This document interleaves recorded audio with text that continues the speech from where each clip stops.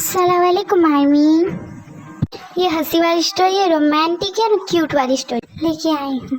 चलिए स्टार्ट करते हैं स्टोरी को। पहले सीन में दिखाया जाता है घर की तरफ। एक बुढ़ा ने एक बुढ़ी जो बातें कर रहे थे, एक लड़की और लड़के की। चलिए आर्मी सुनते हैं बातें। तो वो बुढ़ा बुढ़ी ये बात कर रहे थे एक लड़की लड़के की, क्या ना ऐसा लग रहा है कि ये दोनों की शादी हो चुकी है, दो लड़की लड़के की, पर उन दोनों को ही नहीं पता इस बारे में। तभी वो बुढ़ा कहता है सास से इन दोनों को अपने फ्यूचर के बारे में ही नहीं पता, अब इन्हें क्या बताएं। वो बुढ़ी कहती है हाँ, अगर इन दोनों को इनके फ्यूचर के बारे में पता होता तो हमको बता। अगर इन दोनों को एक दूसरे से मिलाए तो इन दोनों को अपने फ्यूचर के बारे में पता चलेगा। तो बुढ़ी जो यूँ कहती है तो जो बुढ़ा रहा कहता है अच्छा ठीक है, चलिए देखते हैं दोनों कौन लड़की है लड़का है, चलिए देखते हैं। वो बुढ़ी जो एक घर में जाती है जहाँ एक लड़की रोए जा रही थी। चलिए देखते हैं कौन लड़की हो। जिसके आने से मुकम्मल हो गई थी जिंदगी, दस्तकें खुशियों ने दी थी मिट गई। बुढ़ी जो उस लड़की मतलब हमारी जिमिन को जो चुप कराने की कोशिश कर रही थी, पर जिमिन चुप ही नहीं हो रही थी, रोई जा रही थी वो रोई जा रही थी हमारी जिमिन। तो बुढ़ी उसे चुप कराने की कोशिश करी थी, चुप हो जा बेटा चुप हो जा। अब बुढ़ी का दिमाग सटका, ऊपर के ऊपर का माला उसका सटक गया बुढ़ी का हमारी। तो जो बुढ़ी है ना जिमिन को कहती है बेटा चुप हो जा फिर से। तब जिमिन फिर से रो रही थी जोर से। बेटा जिमिन तुम्हारी इज्जत लुट गई है, तुम इतना रो रही है, बेटा शांत हो जाओ बेटा शांत। पर जिमिन शांत नहीं हो रही थी हमारी। बुढ़ी को आपको ऐसा लग रहा होगा कि बुढ़ी को कैसे पता कि उसका नाम। जिमिन के लॉकेट में ना वी और जिमिन का फोटो था, उस पे वी का नाम भी था और जिमिन का नाम भी था, इसके लिए बुढ़ी को और बुढ़े को पता है नाम। ओके समझिए मत। बुढ़ी जिमिन को चुप कराने की कोशिश कर रही थी, जिमिन रोए जा रही थी बच्चे जैसा रो रही थी, जैसे को वो बच्ची जो एक छोटी सी बच्ची। बुढ़ी जो इसकी हाँ इसको लॉलीपॉप से चुप करा दी। फिर वो लॉलीपॉप अपने पॉकेट में से निकाल के देती है जिमिन को, खोल के जिमिन खा ले। लॉलीपॉप चूसे जा रही थी बच्चों जैसे, फिर बुढ़ी उसे यूं सहलाती है। फिर अब सीन डायरेक्ट हमारे भी पर आता है जहाँ हम देखते हैं बुढ़ा अंदर घर के अंदर, दूसरे घर के अंदर, दोनों का अलग अलग घर था, दोनों पति पत्नी है अलग अलग। बुढ़ा और बुढ़ी अलग अलग रहते हैं, अलग अलग नहीं रहते, मतलब उनका घर है ना बड़ा है थोड़ा, और गांव में घर है, गांव है उनका। जैसे गांव में रहते हैं तो गांव का जैसे घर होता है तो वैसे ही उनका घर था।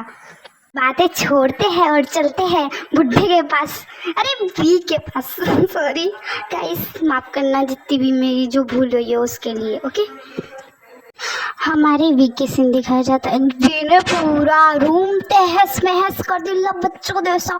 वो जो बच्ची है ना उसको बीच में से फाड़ दिला, पूरा तहस महस हो गया। बच्चे जैसा रिएक्ट कर रहा था हमारा वी और पूरा तहस महस कर दिला, बदमाश बच्चे जैसा। बुढ़ा ये सीन दिखता है ना, बुढ़े को गुस्सा आ जाता है, बुढ़ा वी के पास आता है, बुढ़ा वी को डांटने लगता है बहुत सारा। सुना था ना वी रोने लगता है बच्चों जैसे, तो बुढ़ा चुप कराने की कोशिश कर रहा था पर वी रोए जा रहा था। तो बुढ़ा क्या करता है, सिर खुजा रहा था। बुढ़ा कहता है क्या करूं, मैंने बहुत बड़ी गलती की, अपने पैर पे कुड़ाली मार दी इस बच्ची को। अरे चुप हो जाओ वी, चुप हो जाओ वी, चुप हो जाओ। पर वी तो चुप होने का नाम नहीं ले रहा था। अब बुढ़े के कान में से भी खून आने लगा था। वी इतना जोर से रो रहा था कि कान में से खून आने लगा था। चलते हैं वी के तरफ, कैसा लग रहा है हमारा वी के तो बता। वी ऐसे रो रहा था, बुढ़ा जो कान में से खून निकल जा रहा था बुढ़े के, तो बुढ़ा भी गुस्से में चुप हो जाओ बस बहुत हो गया। बुढ़ा जो ये बोलता है ना वी जो रोने लगता है और ज्यादा। अब बुढ़ा कहता है बस बहुत हो गया, प्लीज बच्चे रो मत मुझे रोना आ जाएगा।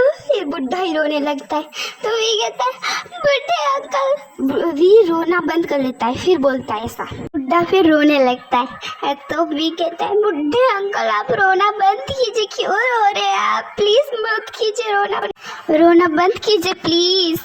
तभी बुढ़ा कहता है ए मुझे बुढ़ा क्यों कह रहा है, मैं बुढ़ा नहीं हूँ, अभी भी जवान हूँ, जवानी दिखती नहीं है तेरे को। तभी भी मन में सोचता है अब मैं ऐसा सोचूं, मैं भी ऐसा ही सोच रही हूँ, मन में सोचता है। भी क्या सोचा चलिए देखते हैं। भी सोच रहा है बुढ़ा हो गया है, बुढ़े को अभी भी जवानी चढ़ रही है, बदन में बिजली दौड़ रही है बुढ़े को। Sorry guys, sorry. हाँ चलते हैं स्टोरी पर। दिखता नहीं मैं जवान हूँ अभी। तो भी कहता है सॉरी अंकल। कहते हैं बुढ़ा कहते हैं हाँ अंकल बोलो। और वो अब बुढ़ा जो वी को हाथ पकड़ता है, वी का, और बुढ़ा जो बाल लेके आता है वी को। वी कहता है कहाँ ले जा रहे हैं अंकल आप मुझे। तभी वो बुढ़ा कहता है चलो तुम बाहर चलो, तुम्हें किसी से मिलवाना है हमें, चलो। तभी कहता है किससे मिलाना है अंकल आपको मुझे। तभी वो जो बुढ़ा कहता है हाँ चलो तो खड़ी मिलवाता हूँ, चलो। तभी कहता है ठीक है। सीन डायरेक्ट जिमिन के ऊपर चलता है। चलो देखते हैं जिमिन को। जो बुढ़ी है ना जिमिन का हाथ पकड़ती है और जिमिन को उठाती है। जिमिन जो कहता है आंटी आप कहाँ ले जा रही हैं। सॉरी जिमिन कहती है, सॉरी भूल गई थोड़ा, सॉरी पापा।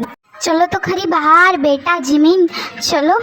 तभी जिमिन जो कहती है ओके आंटी चलिए, और जानने लगते दोनों बाहर आके जिमिन देखती है एक लड़के को, मतलब हमारे वी को, जो वी उसके सामने खड़ा था और जिमिन वी एक दूसरे को आंखों में देख रहे थे। ये देखते हैं हम भी क्या कर रहे दोनों ने एक दूसरे के चेहरों पर हाथ भी रखा।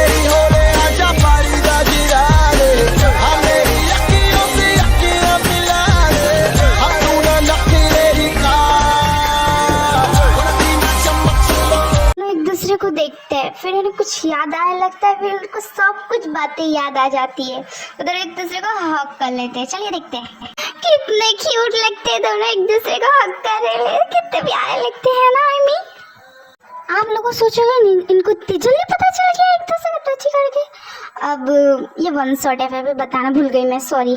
स्टोरी पर आते हैं। फिर वो दोनों जो वो बुढ़ा बुढ़ी को, मतलब आंटी अंकल को देख के, फिर दोनों आंटी अंकल को हक करके कहते हैं थैंक यू सो मच बचाने, हक करके थैंक यू सो मच कहते हैं।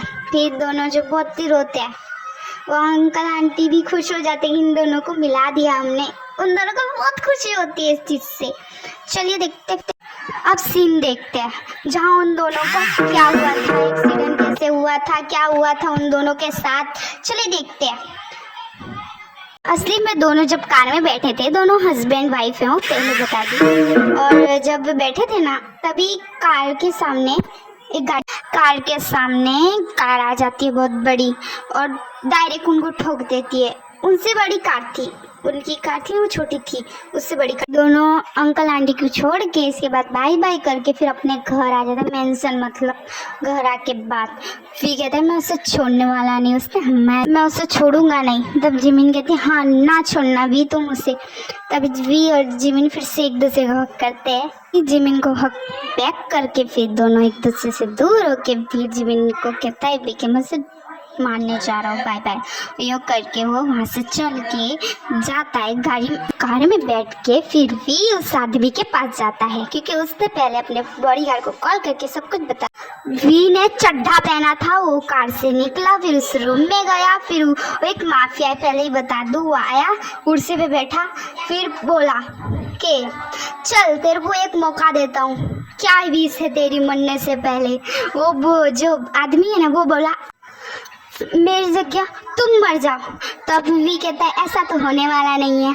तो जो आदमी को वी कहता है दूसरी इच्छा मांगो। आप मुझे फांसी दे रहे हैं उसका मना नहीं है, मेरे गले में थोड़ा खराश हो रहा है तो मेरे पैर ऊपर बांधना और सिर नीचे, ओके।